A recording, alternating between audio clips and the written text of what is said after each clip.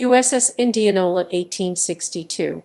USS Indianola, an ironclad river gunboat propelled by both side wheels and screw propellers, was built in Cincinnati, Ohio by Joseph Brown. She had 3-inch 76 iron armor plate and an over 3-foot 91 thick wooden hull. The danger that Confederate General Edmund Kirby Smith, whose troops had reached Covington, Kentucky, just across the Ohio River, would capture Cincinnati, prompted Major General Lew Wallace to take Indianola from the contractor before completion 2 September 1862 and have her launched 2 days later. Acting Master Edward Shaw was placed in command of the ship on 18 September, and she was reported in commission 9 days later. Indianola was armed and ready to defend Cincinnati by 23 October but was not completed.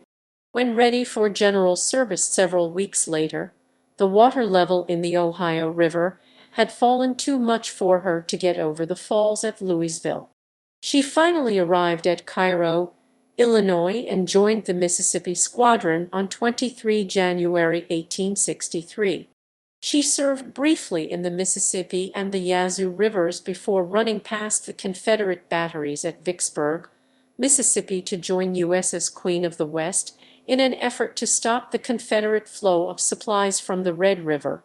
She left her anchorage in the Yazoo River at 10:15 p.m., 13 February, and moved slowly downstream till the first gun was fired at her from the Vicksburg cliffs slightly more than an hour later.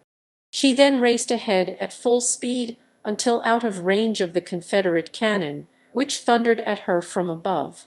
She anchored for the night 4 miles 6.4 km below Warrenton, Mississippi, and early the next morning got underway downriver. 2 days later, 16 February, Indianola met prized steamer Iroquois, 5 manned by the survivors of Queen of the West, which had run aground while under heavy fire from Confederate shore batteries at Gorton's Landing, frequently misspelled Gordon's in contemporary accounts, and which had in fact been Barbin's Landing since 1858 in the Red River.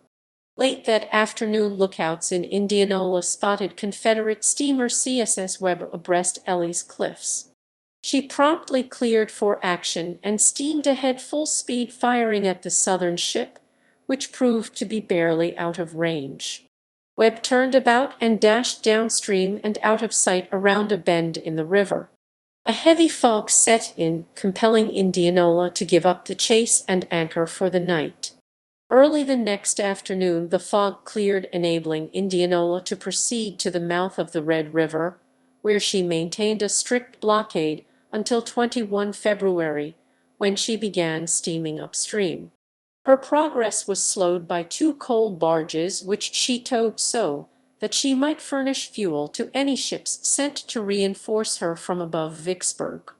On the evening of 24 February, the Confederate ram Webb and Queen of the West, now Confederate manned, overtook Indianola and attacked from each side, ramming her 7 times before the ironclad, in an almost powerless condition, ran her bow on the west bank of the river, surrendered.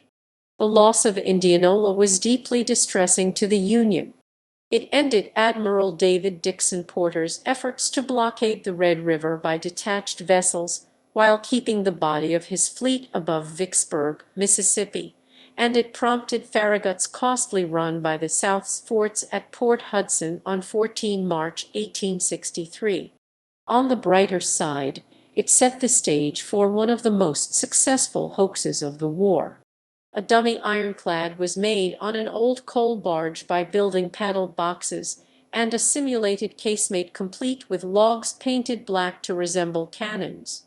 Pork barrel funnels containing burning smudge pots were the final touch, added just before the strange craft was cast adrift to float past Vicksburg on the night of Indianola's surrender. Word of this ironclad panicked the salvage crew working on Indianola, causing them to set off the ship's magazines to prevent her recapture.